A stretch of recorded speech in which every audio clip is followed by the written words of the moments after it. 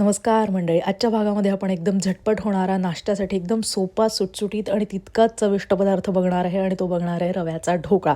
एकदम झटपट होतो, खूप छान लागतो हा, चवीला मऊ होतो आणि हे प्रमाणही खूप सोपं आहे. साहित्यही अगदी मोजकं लागणार आहे याच्यासाठी. तर घ्यायचं आहे 1 कप बारीक रवा.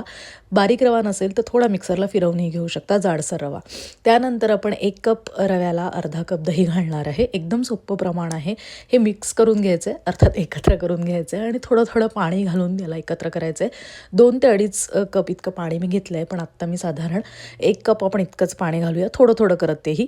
आता याच्यासाठी आपण 2 मिरच्या आणि थोडंसं आलं बारीक कुटून याच्यात घालायचं आहे या मिश्रणामध्ये, म्हणजे मस्त खमंग ढोकळे तयार होतात. थोडंसं चवीला मीठ घालायचं आणि म्हटल्याप्रमाणेच थोडं-थोडं करत पाणी घालून हे छान सरबरीत भिजवून याला झाकून ठेवायचं आहे 10-12 मिनिटांसाठी.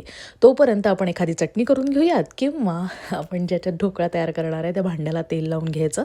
ज्याच्यात आपण त्याला वाफवून घेणार आहे त्या भांड्यामध्ये पाणी घालून ते उकळायला ठेवायचं. त्यानंतर आपण हे छान फुललेलं पीठ आहे, रवा आहे अर्थात, त्याच्यामध्ये आपण अर्धा टीस्पून बेकिंग सोडा घालणार आहे आणि थोडंसं ना शेंगदाण्याचं तेलही घालायचं आहे, जेणेकरून जो ढोकळा आहे तो कोरडा न लागता, ठोसरा न बसता घशामध्ये चांगला मऊ आणि मस्त लागतो. वरतून याच्यावर थोडंसं तिखट, जिरेपूड आणि चाट मसाला भुरभुरायला विसरू नका. दिसायलाही छान दिसतं आणि लागतंही मस्त. आता हे वाफायला अगदी 10-12 मिनिटात ठेवायचं आहे आणि मग बघायचं आहे चेक करून की जर चुरीला काही लागलेलं नसेल आणि छान शिजला असेल ढोकळा तर काढायचा, गार होऊ द्यायचा आणि मग त्याला व्यवस्थित छान चाकूनी आकार द्यायचा, कट करायचं आणि मस्त वरतून एक छान फोडणी पण द्यायची, जशी आपण आपल्या नेहमीच्या ढोकळ्याला देतो तशी.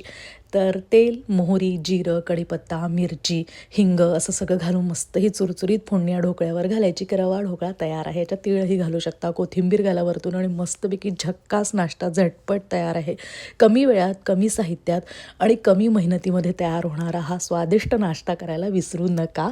आतून छान जाळीदार होतो, मऊ होतो, बराच वेळ टिकतो आणि कुठल्याही चटणीबरोबर छान लागतो. टोमॅटोची चटणी करा, हिरवी चटणी करा, कैरीची चटणी करा, कसंही करा, पण हा ढोकळा मात्र करून बघायला विसरू नका.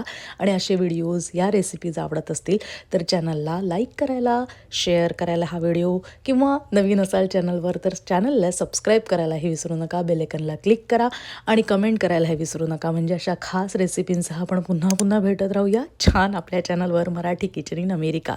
तोपर्यंत नमस्कार. जाणे जे यज्ञ कर्म.